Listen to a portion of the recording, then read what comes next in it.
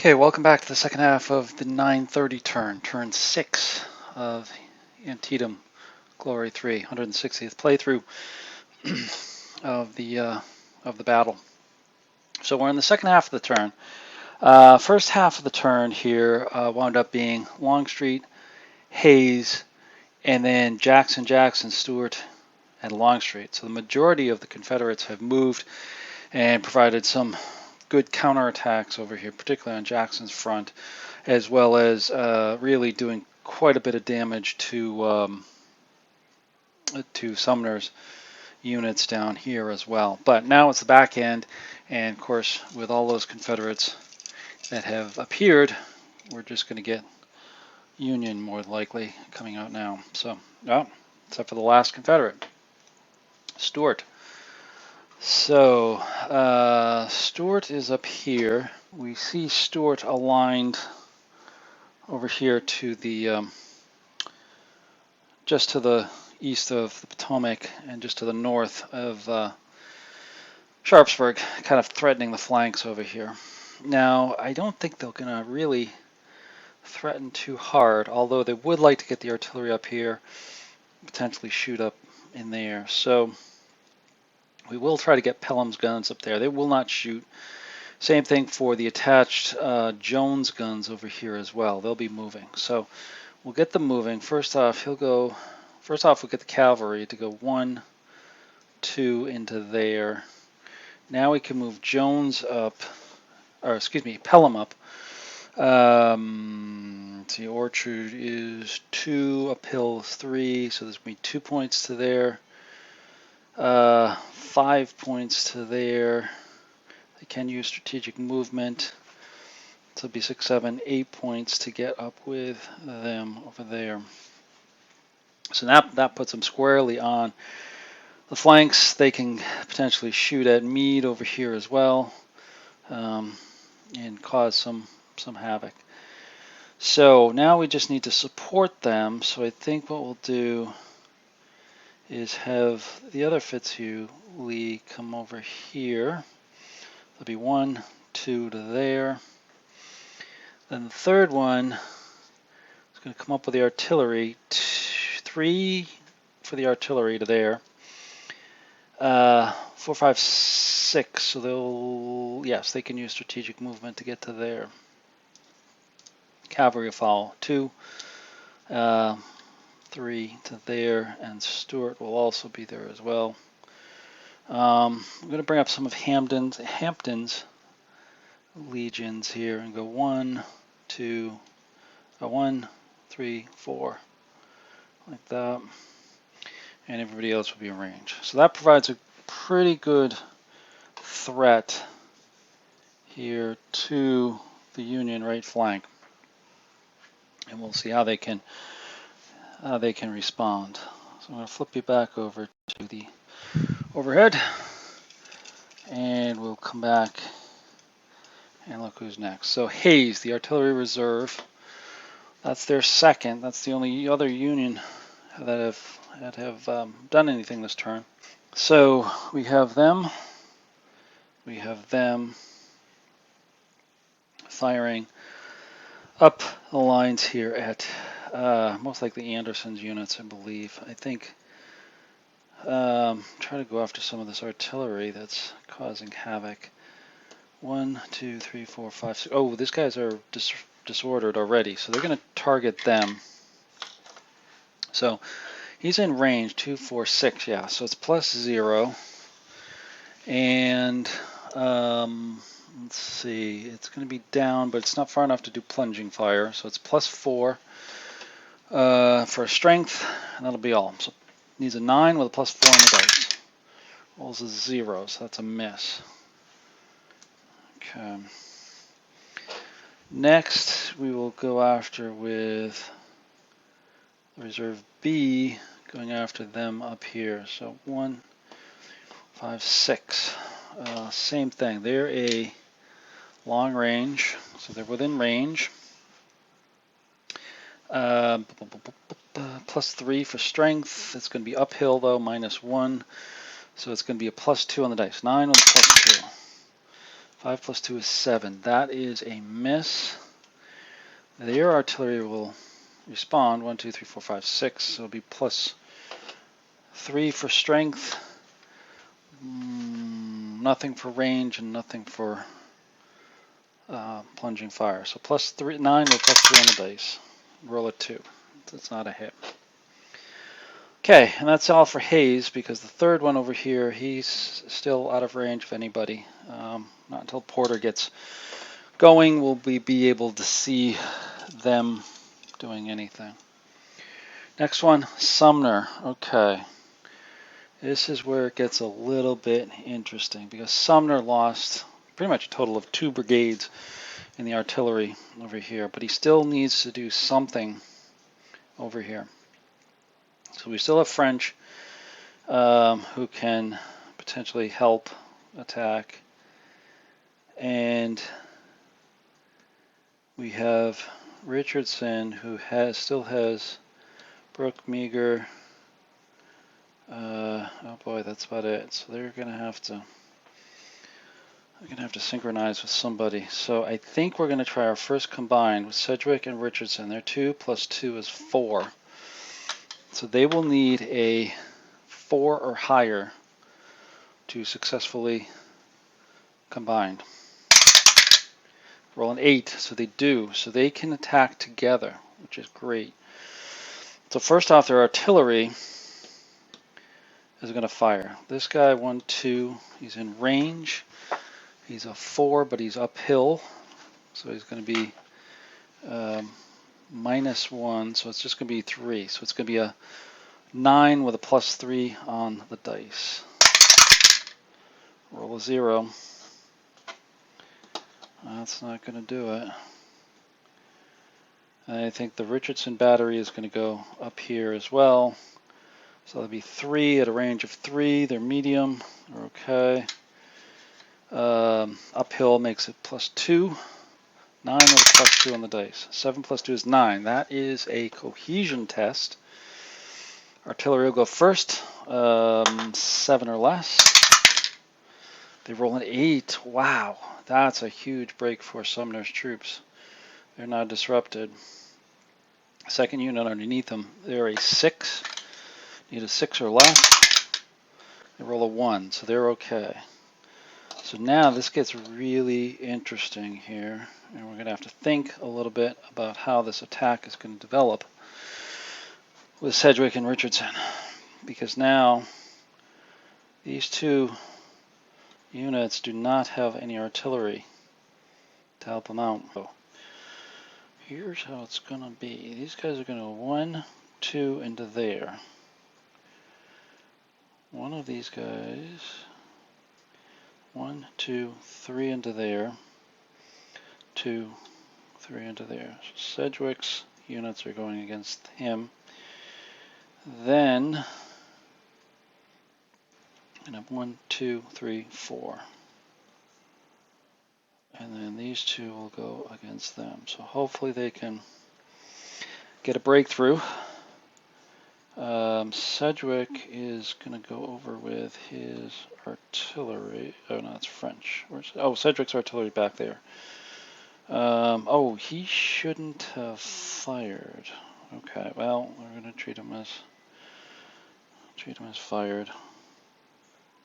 Because Sedgwick's guns are back here. That was French. So we won't have French fire on his turn to compensate. Okay, so they move up.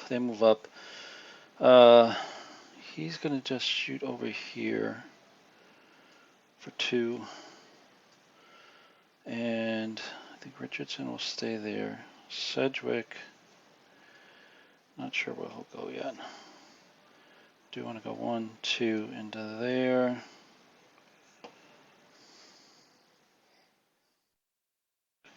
He would still be in range. He'd be in short range. See, he was here 1, 2, 3, 4. He could attack up there, but they would be plus 4, 5 on the defensive fire. That would not be good. I think he moves up to there. And we've got Howard's units move down with Sedgwick right there, and his guns will move up too. Actually, I think his guns will move first. So 2 into there. Crossing the stream is 3, 4, 5, 6, 7. And then they'll move into there like that. Okay, so we have our attacks. We have these guys going against them. All right. So what we'll have here is flip them around even. That's a little bit better. We have Sedgwick, Dana A and Dana B going against Colquitt B. Now Colquitt B will fire defensively here. Now he is he'll need a 8 or higher. He's firing into a cornfield, which is going to be no effect, which is good for the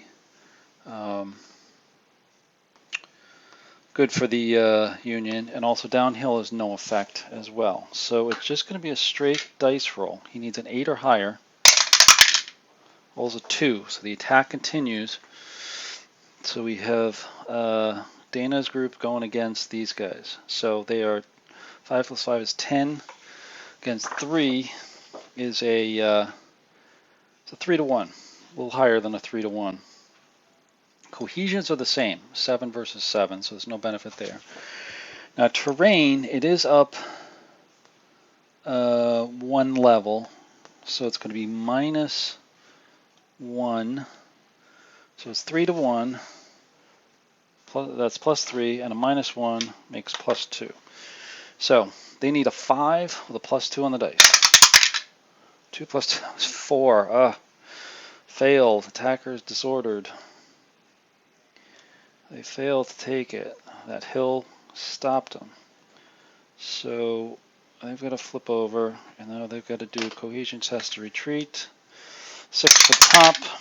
They roll a 4, and 5 at the bottom. They roll a 0. So they're okay. So they repulse that attack. All right, next one over here. We have Richardson's remnants here. Gorman and Meager going against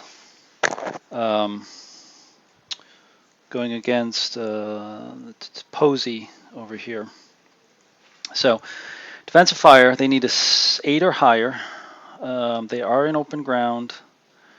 Let's see, firing downhill, no effect, and it's clear. So that will be +1 on the dice. So it's going to be 8 with a +1 on the dice. They roll a 9. That stops the attack. Sumner is not making any headway. And that will end Richardson and Sedgwick's attack. I'm going to move you back here for a moment as we take off. Well, I'm going to leave one of these on here because he's going to be fired. So now we have French over here. He's not great cohesion. And he could move up, but he just really doesn't have much cohesion here. 5, 9. He could get a 3 to 1, but he's going to be -3 on the cohesion, -1 on. Yeah. Need to get Kimball up here. He might be able to do something. Now, how am I going to do that? So Morris is going to move forward like that. And then the other Morris is going to move in with the guns of the 12th Corps. And now we'll try to get 1, 2. Yeah. 1, 2, 3, 4. 1, 2, 3, 4. Not very exciting because they actually he'll continue over to here, and he'll go with him. So that opens a path.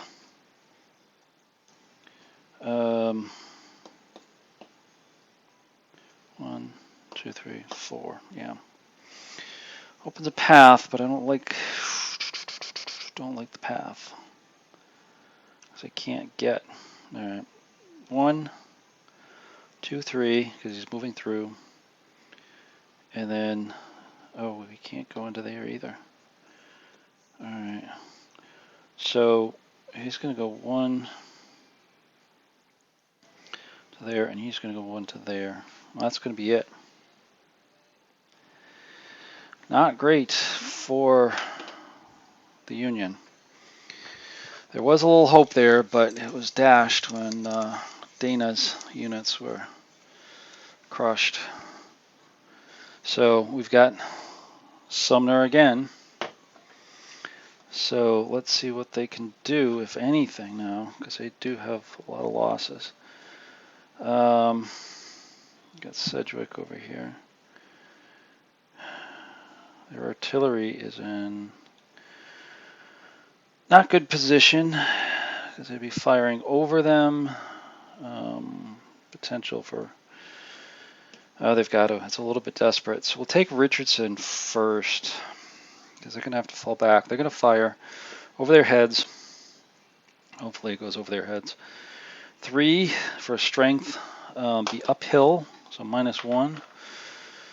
They're in range, so it's a 9 with a +2. Oof, just barely. 3 + 2 is 5 is a miss. And then French, they can't because they're right next to them. Or excuse me, let's go back to Richardson here, sorry. So now, movement. All right, should have tried to move them together again. I do have the other Richardson over here. Well, he's going to fall back. He's got to, and he'll be in no rally. 1, 2, 3, 4. Oh, he's Sedgwick, right? Right. Okay, so that's actually good. We may be able to get another attack on them. And then Richardson here. He will, there we go. Richardson over here will stay put, covering this way. Now we'll go to Sedgwick, so he can come off. Sedgwick's artillery. Could take a shot up here. I think he will. 1, 2, 3. He's a medium gun, so it'll be 3 strength. Within range, a +0, but he's uphill, -1. So he needs a 9 with +2 on the dice. 8 + 2 is 10. Cohesion check. So now the artillery there is disordered. They need 7 or less. They roll a 2, they're okay. The units underneath them are 6 or less. Roll a 7. Oh, that's significant because that now breaks or disorders Posey. All right, so he has fired. And now we can try to go after him. So Gorman B goes 1 and goes in with him. Richardson stays there. Here's artillery. And then we've got Sedgwick back here. And Sedgwick over here. He needs to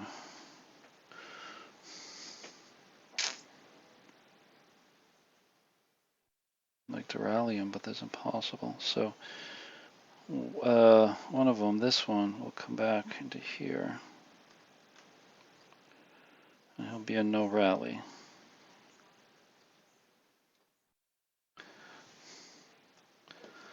The second one will stay put for the moment.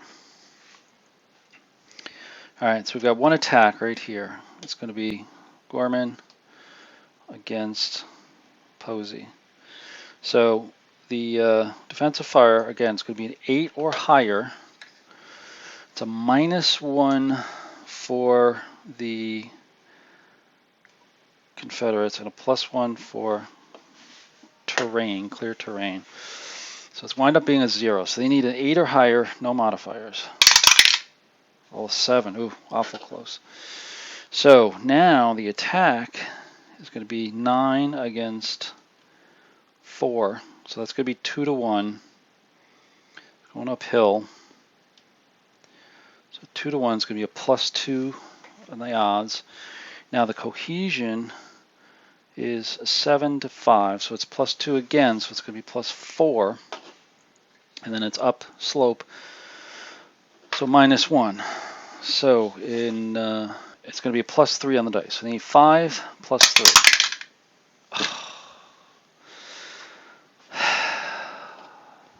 Says it all. Failure.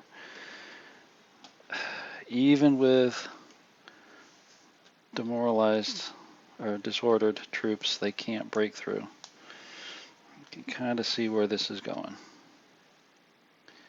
So anyways, well, I mean, this is kind of historically what happened. Not as decisively, but, you know, very, very similar. So that ends them. Let's go with French. Let's see, no rallies can come off.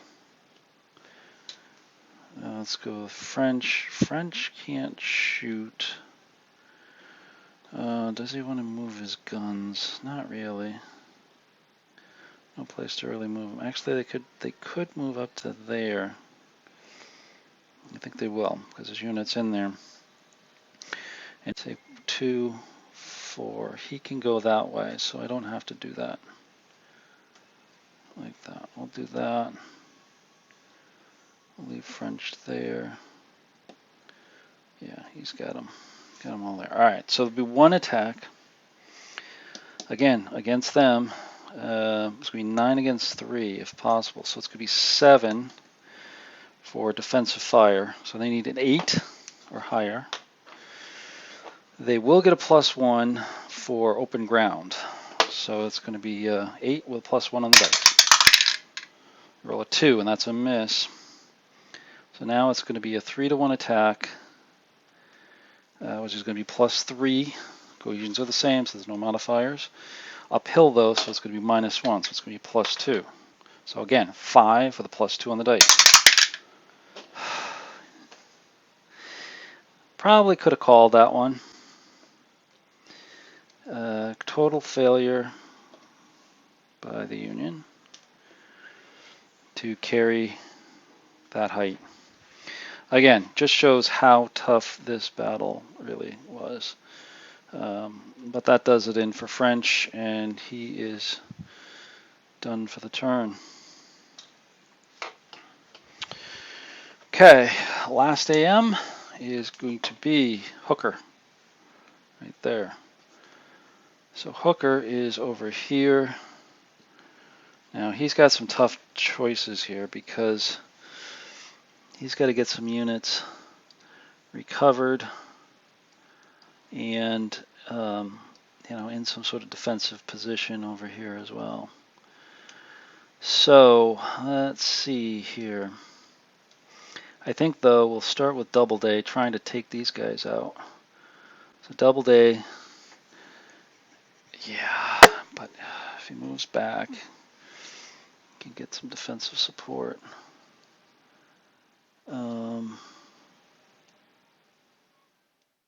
Because otherwise he's in trouble. Patrick's in trouble. Actually, let's start with Meade. Or no, let's start with Meade. His artillery. Yeah, let's start with Meade. His artillery is going to try to take a shot at them. So that's point blank. So it's +3 for strength, +2 for range. It's a +5. In the open ground is nothing. So it's a 9 with a +5 on the dice. 7 plus 5 is 12. Cohesion check. He is a 7. Doesn't do it. Okay.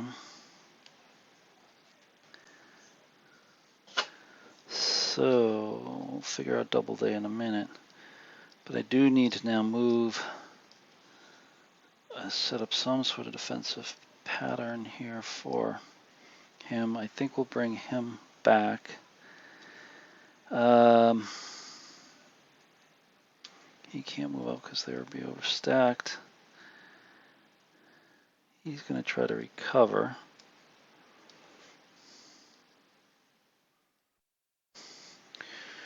Now I've got 2 units that can do something, but I can't position them to do anything. I don't think.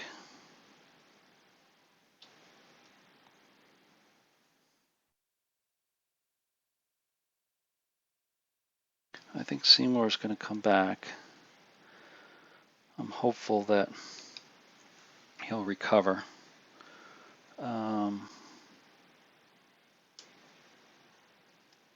Before this becomes a total rout for the Union. Okay, Anderson needs a 5 or less. Rolls a 6, of course. Yeah, doesn't look good. All right, so that's all for Meade. Now we've got Ricketts and Doubleday. I think I've got to get Doubleday going somehow. One of the artillery. What am I going to do with them?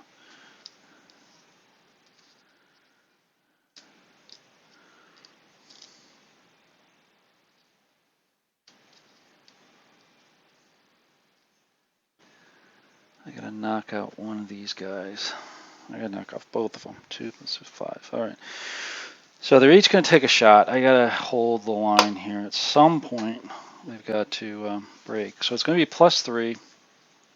Range is another +2. So that's +5 going against Stark. So +5, 12 again. So it's a cohesion check. 7 or less. Roll a 2. They're fine. Same target for the second battery. 3 plus 3, 5, 8 is a miss. Total miss. Not happening there. Okay. Now Doubleday's got to do something. He's got to stay there, but he can't recover anybody.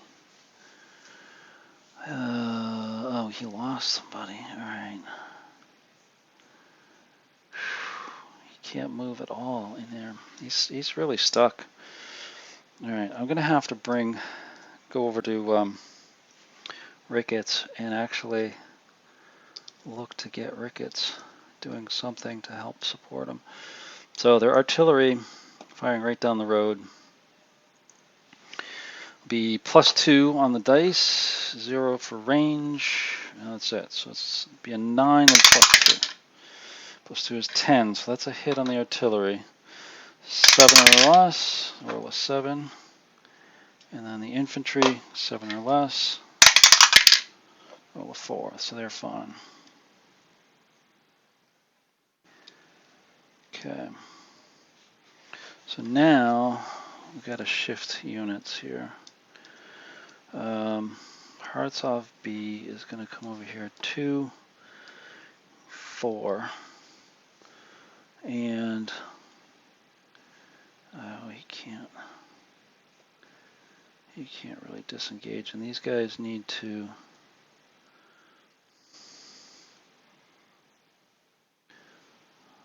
move. He's going to go 1, 2 into there, so he can still get them go there. So those two can rally, try to at least.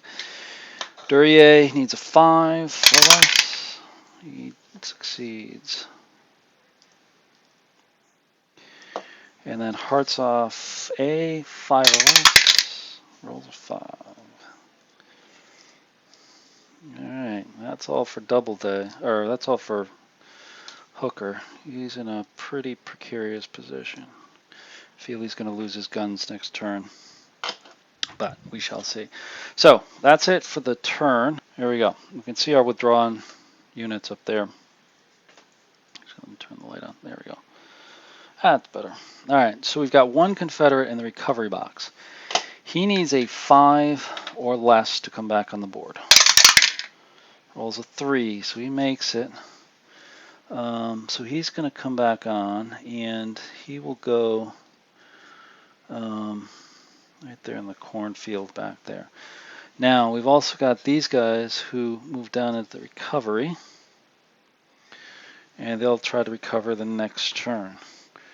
And that pushes us up to turn 7. That'll be the 10-15 turn. Let's zoom you back out here and bring you back over so you can see the whole map. So we've got quite the battle going on over here. Confederates are definitely having the advantage at this point. They've turned the Union flank over here. They're pushing, just devastating Sumner's corps over here. Disordered, removed, etc. Can't take the heights at all. It's really a tough position. Now there's 3 more corps over here, and I'm going to have to figure out, what to do with them. Do we go after Burnside Bridge now? Try to force down here. Do they reinforce up the middle? Try to go for Sharpsburg. How will we manage Mansfield and Hooker up north?